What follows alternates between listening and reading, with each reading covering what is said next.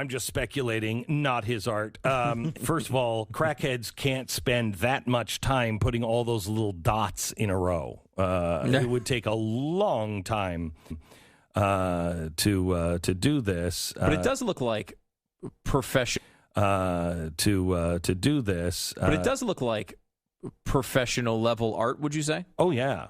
Yeah, I think some of it. I mean, some of it is crappy, but he's got one of a bluebird or something, and it's spectacular. It is really beautiful. No way he did that. No way. That is a pretty good scam, though, right? You hire a good artist, yeah, and then you have a celebrity name. Yeah. You kind of just attach it.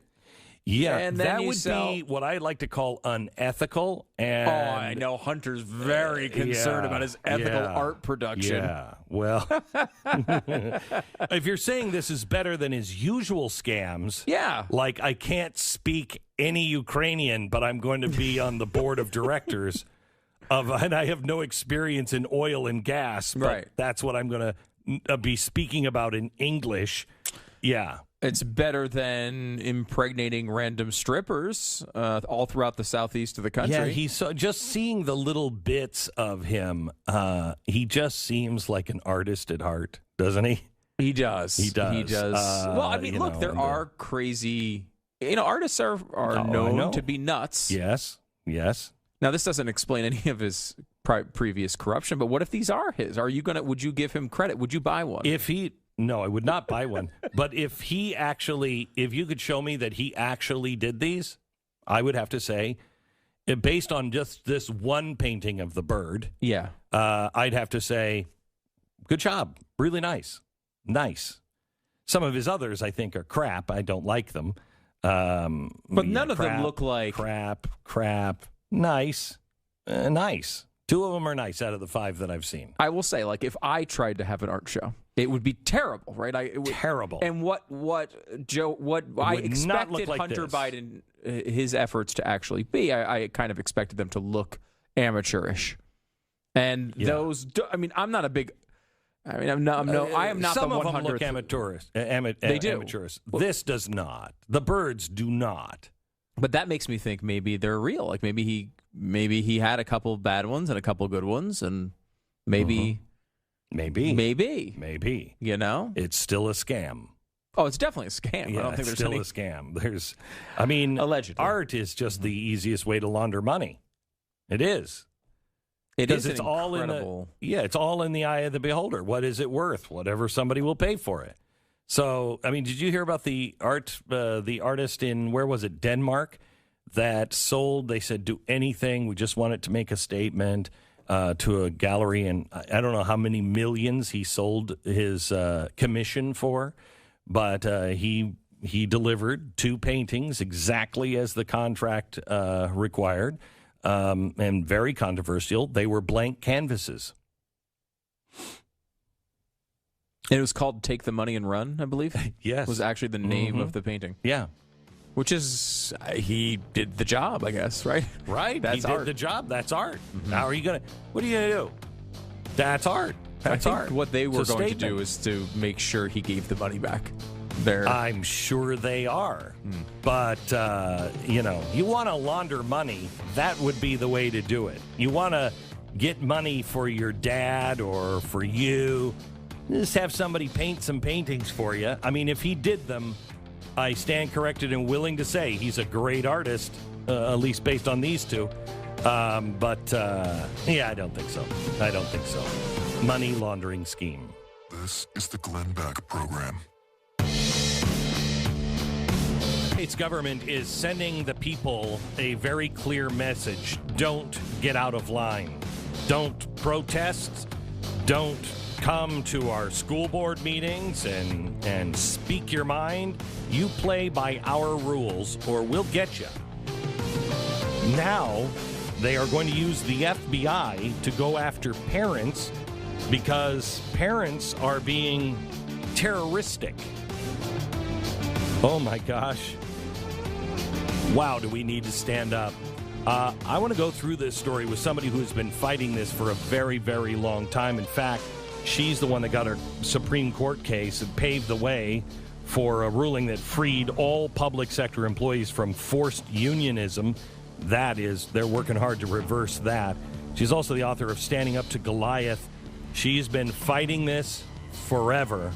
I want to get her opinion on what the federal government and Justice Department did yesterday, empowering the FBI to help out the school board members so nobody harasses them. And you learn your lesson. Rebecca Friedrichs in 60 seconds.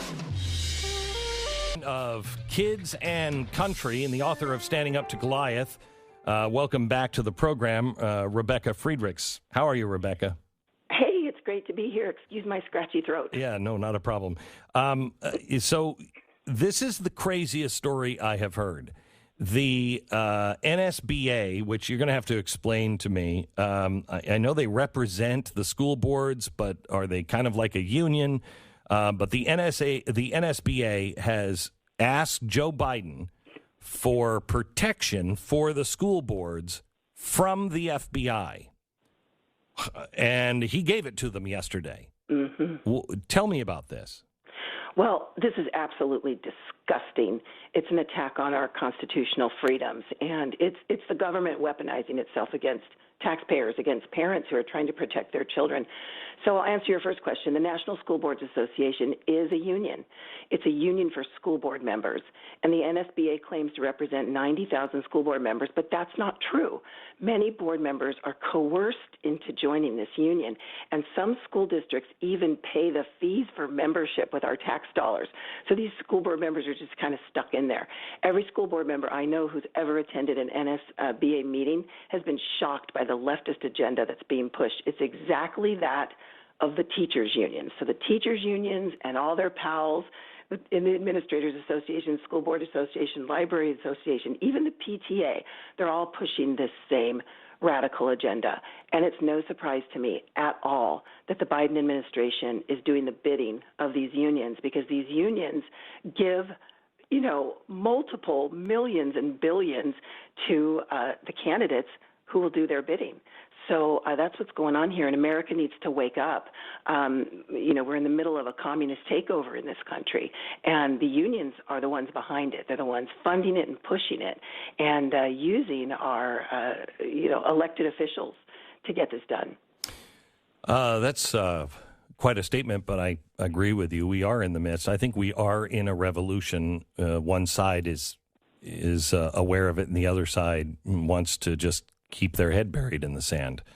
So what does this mean? Merrick yesterday said coordination and partnership with local law enforcement is critical to implementing these measures for the benefit of our nation's nearly 14,000 public school districts. To this end, I'm directing Federal Bureau of Investigation, working with each of the United States attorneys, to convene meetings with federal, state, local, tribal, and territorial leaders in each federal judicial district within 30 days. These meetings will facilitate the discussions of strategies for addressing these threats. Are school boards getting a lot of threats like that? Or, what's happening? Wow. This is terrifying. In fact, what it is it's gaslighting. So the School Board Association is claiming that parents are doing precisely what the unions and school board associations have been doing to the rest of us for years. So they've been bullying us, these unions, the school board associations. If you're an honest, hardworking school board member, you could easily be chased out of office by a union. If you're a good teacher doing a good job, you're going to be harassed, a good parent. So what's really going on is they have twisted the narrative, and now they have the government, the DOJ, the FBI, these three-letter agencies that have also been corrupted by these very same unions, attacking, claiming they're bringing benefit. No, parents bring benefit to their children. Good teachers bring benefit. These corrupt unions and school board associations bring zero benefit. They are the threat, but they're flipping it and claiming that we're the threat. This is frightening, and like I said before, America really needs to awaken. And earlier I mentioned this communist takeover. Well, I would just like people to know there were some goals of the Communist Party to take over our country. They were read into our congressional record in 1963, and Goal 17 says, get control of the schools. Use them as transmission belts for socialism and communist propaganda. Soften the curriculum. get control of the teacher associations, put the party line in the textbooks. We're just watching this come to fruition. Mm-hmm. They got control of the school board associations as well, and most other government unions in our country. So it's not only the FBI that's coming after people. Biden is, I guess, going to use the Postal Service to intervene against threatening letters and cyberbullying attacks. See what I mean? So the post office is controlled by unions too. So, okay, let's backdate election paperwork. Let's use the post office to harass people and to deny them of their freedom of speech to send a letter through the postal system. This is out of control. This is the weaponizing of the government against the people, and we the people are sovereign. We are citizens, which means that we are the leaders. We are, equal, and these folks are supposed to be serving us. They're out of control. We need to put them back in their place. So this is going to be a massive fight. Here is where the rubber meets the road. I'm really tired of people saying, "Well, I'm a good teacher and I'm in the teachers union." Get out of the teachers union. Quit the teachers union. I know that. People want to change it from the inside, and then we'll lose all of our good teachers. Well, if there isn't a group of teachers that rise up and school board members who see this and go, I'm not going to be a part of this. If they don't rise up together, we're going to lose. We're going to lose. You can't stay silent in your job, and as a parent, you can't stay silent. Amen in all capitals, Glenn. We have been speaking out for so many years, and I am a teacher, my husband, 40-year teacher, so I can say this. If you are a teacher and you say you're a good teacher and you're still paying the government unions, you are complicit in evil. You are complicit in harming children, sexualizing children, harming parents. If you are a good teacher, leave the union today, and then we'll believe you're a good teacher. Good teachers must stand up with good parents, with good school board members. We have something we call Adopt a Teacher, where we ask good parents and others to just get every teacher you know and educate them, because most of them have no idea that we won them the right to stop funding unions because the unions passed a bunch of laws to make it illegal for employers to tell people they've been freed from unions. So please help us to get the work out there. They can find all the information they need on our website. It's called forkidsandcountry.org. And amen, we must stand together. Things are out of control. We could have stopped this a long time ago if teachers would have listened and awakened, and school board members and others and parents and pastors. We all need to stand together. Are you seeing still the groundswell? Because it seems to have gone quiet a bit. Are you still? We are seeing the groundswell around critical race theory, which, by the way, in this NSBA letter, they lied and said they're not teaching it in our schools. Right. Yes, they are. Yes, they are. They're implementing it in every subject. They use tricky wording to try to make it sound like they're not doing that. But yes, we see a groundswell around CRT, which thank God. But there's so many other problems in our schools. What we don't see a groundswell around is people awakening to the fact that the root cause of every single branch issue you are fighting is the teacher unions and their communist agenda and the other government unions. We have to awaken people to stop thinking their government union is their friend. Their government union is destroying them, their profession. They will destroy your pension that they've promised you at some point if we fall to communism. So people have to awaken. Stop trusting these government unions. If we can get them out, take away their power, we could fix all these problems. Rebecca, thank you so much. I appreciate everything that you've done. She's the author of Standing Up to Goliath. She's been standing up to Goliath for a very long time. She was a teacher for 28 years. She's also the founder and president for Kids and Country. You can find her at the website, forkidsandcountry.org. If you are somebody that wants to stand up in your community, if you're a parent, you must stand up for your community. Go to forkidsandcountry.org. If you are a teacher and you are one of those teachers, you're like, I am not the bad guy here. As Rebecca said, and I echo, the time for being in bed or 1 foot in each side of the threshold is way gone. You're either in bed with these labor unions and you're contributing to them, and you're supporting by just being another number on their sheet, you're either with them and against the parents, or you're with the parents against the unions. But these labor unions have got to be stopped. They are the poison that is in our system. And the FBI now treating parents as terrorists should terrify every single American that said, I'm not doing anything wrong. Why does it matter to me? Because if you don't now agree with what is in your school, you're going to be labeled a terrorist. We must stand together. Rebecca, thank you so much. God bless. Thank you. Gosh, it'd be nice if we could get mobile phone service. Facebook whistleblower. Whew, she's doing some damage to Facebook, huh? Wow. She's testifying in front of the Senate right now, and she's like, boy, a company that, can control your feelings and know your aspirations and feed you anything. Boy, they need real oversight. I'll tell you that right now. Yeah, of course this is the way this is going to go, right? Yeah. This is why I'm always skeptical of these plans to go after and come up with these new rules that we're going to put through the government to control these companies. At the end of the day, we have to realize that if it is up to tech executives or the federal government to manage our free speech, we are not going to have it. Correct. Either way. Correct. That's why I'm so bullish on things like blockchain and Bitcoin and cryptocurrencies, is because this is a way to go around it, right? You don't have to deal with the government.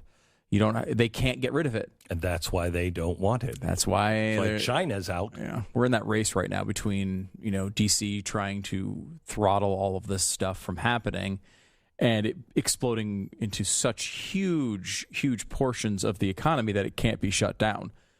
And there's a lot of money behind it now. May already be impossible to shut down, but I hope so. They're trying. They're going to do everything they can to regulate it. And that regulation will lead to all the things that it was created to defeat. If you have $100, you should put it in Bitcoin just to support it. Just to support it and to grow it.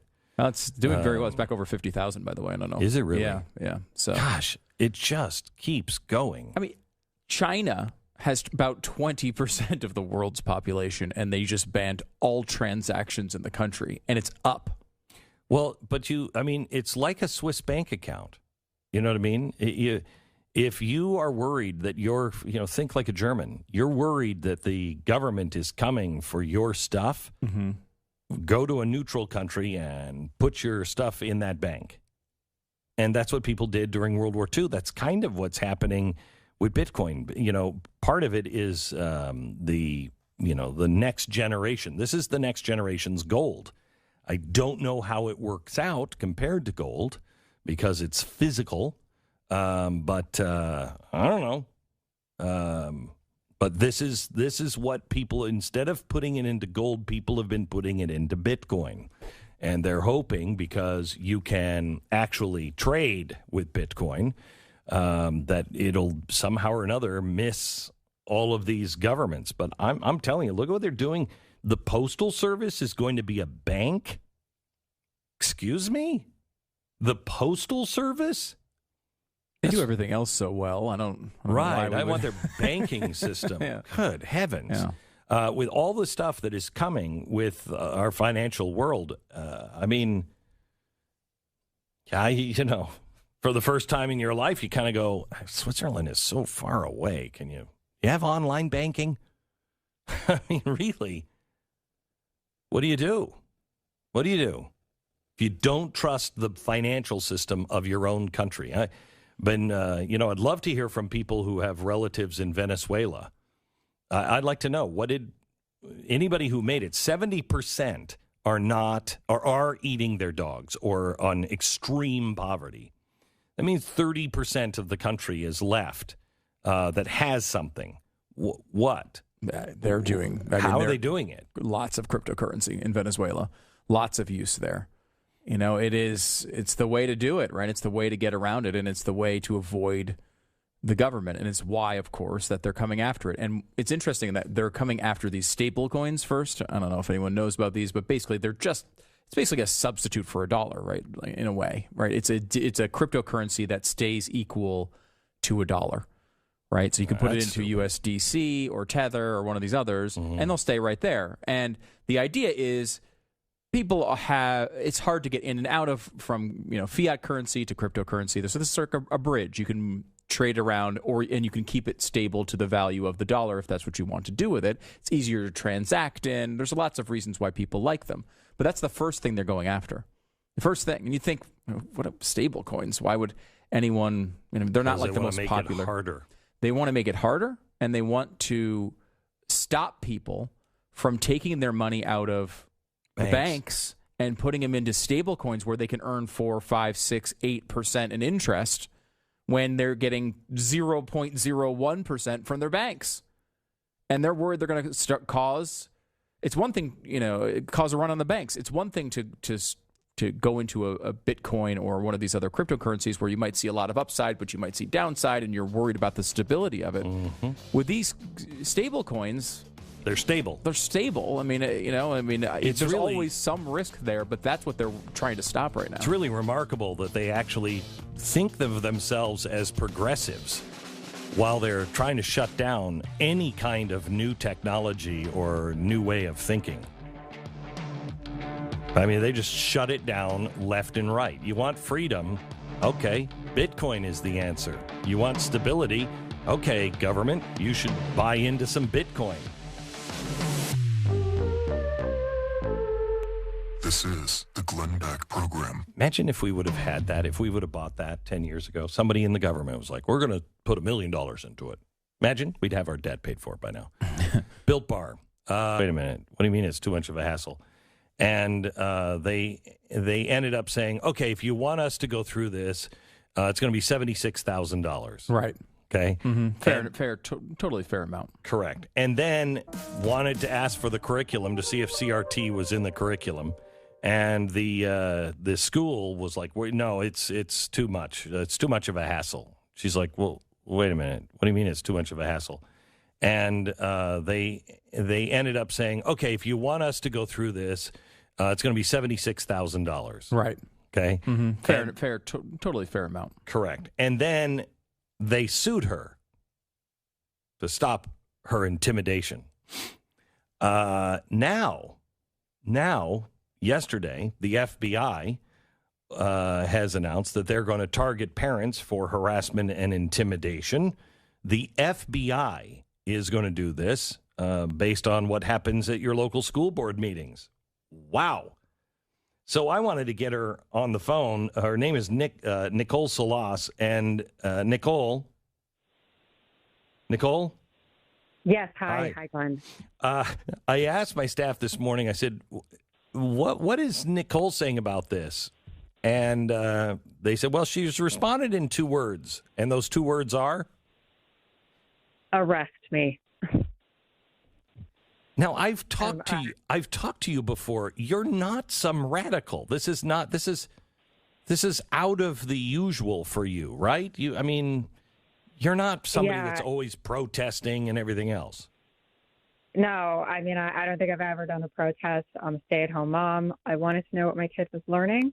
And, 6 months later, I'm now being targeted by the FBI, and so is every other parent who has legitimate concerns about what their kids are learning in school. Garland is trying to frame this in terms of threats of violence by parents, and that has never been at the forefront of this fight opposing critical race theory indoctrination in school. Parents, are not intimidating school boards with threats of violence. We're not being violent. We're begging for open debate and civil discourse. And, just to really emphasize that no one tolerates violence, no one wants that. It should be noted that if there are any actual threats of violence by parents, that can be handled by local law enforcement because this is not a federal issue. What we're seeing here is an attempt to politicize federal law enforcement to stifle honest debate, and that should be vehemently opposed. We cannot let that stifle us. because parents shouldn't have to worry about being federally investigated just because they're sharing legitimate concerns about what their children are learning. Especially at a local level. I mean, you're standing in your local school district. That would require the local police. And if the police can't handle it, then it's kicked up to the attorney general, and the attorney general would turn it over to the state police. If there was a terroristic threat, it could be kicked up then to the FBI. This is crazy. This is making the FBI an agency, it seems to me, an agency or an arm of the unions. Right. So, what we're seeing here is a much broader political perspective or narrative that's starting to weave. So parents care about their kids and their kids' education, but now we're seeing story after story of parents clashing with powerful political interests like school districts, politicians, unions, and those political interests, they care about their power, their money, and their political agenda. And they're going to pull out all the stops to hold on to that power. And that's why they're lashing out at parents when parents are questioning them and challenging their authority. So, we see Garland, right? Attorney Garland, he's gathering law enforcement at every level of society, letting everyone know that he's doing it. And that sends a political message of intimidation to parents around the country. And this fits in with the teacher union talking points, trying to demonize opposition, trying to cast everybody who doesn't go along with the critical race theory indoctrination and union agenda as terrorists, right? The National School Board Association comes out and says, now, parents like me are domestic terrorists. And, in the beginning of this, they were calling people like me fascists. Then they call you racist. Now we're terrorists. And it's like they're running out of magic words to call you. Well, and these accusations aren't enough. Right now, the FBI has to come after you. Right. The terrorist one, as we have said for a million years now, it seems, the Patriot Act was the biggest mistake of all time, because all you have to do is change the definition of a terrorist. And they are labeling people now terrorists. That's why this has to be a terrorist activity in Washington, D.C. on January 6th. If it was, it's the worst terrorist act of all time. This with the parents, the only thing that would beat January 6th as a terrorist event would be the school board meetings in our local areas, because those are really crappy terrorists. They're not doing anything except talking. But that's why they're bringing that charge and labeling people now terrorists, because that has legal teeth in it. Patriot Act. And and in Rhode Island, someone just sent me a response to an OMA complaint that was filed, where the school board called parents opposing critical race theory. They called them January 6th terrorists. They're any opposition they have, it's terrorists, it's insurrectionists. You can't even challenge them without them trying to destroy you. And the other really interesting thing is the Department of Justice and the FBI are concerned about this quote terrorist activity by parents only to a limited people. And those are people who disagree with the Biden agenda. Where are their task forces and multi-level law enforcement meetings to address, protesters who chase senators into bathrooms, or people who disrupt congressional hearings, or how about school boards who try to intimidate parents? So they are being very selective in who they label terrorists. Any thought of moving to a rational state? I actually do think about it every day. Florida is looking better and better. Mm-hmm. But I don't know if that is going to win this ideological war. No, that's it's not. Really what's happening right now. What they're doing to parents now is consistent with the ideological purge in the military. This is now a complete weaponization of the federal government against ideological opponents. If you move to another state where they aren't targeting you this way, maybe you'll buy yourself some peace, some limited amount of time of peace, but who's to say that that's really the long-term answer for parents that don't want to run away from this fight? We want to win it. How do you I don't know. What line was crossed that makes you this individual? Because a lot of parents, they may be upset, but then they're not really vigilant like you are. And they're not willing to say, come arrest me. I mean, that's big words, and I believe you mean that.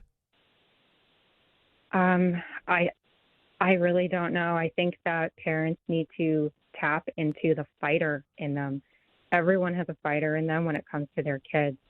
And I think some people are scared of fighting, at least as loudly as I am and as other parents I know are. But if I don't do this, I'm just sick to my stomach. I just can't exist in a world where the government is targeting and harassing me and I'm paying them to do it, because I'm setting up a world where then my children are going to be in that position with their own children. So I think we just need to keep a broader political perspective on what's happening, that yes, we're fighting for our kids and our education, but we're really fighting for a country that is not going to be oppressive for our children when they're grown up.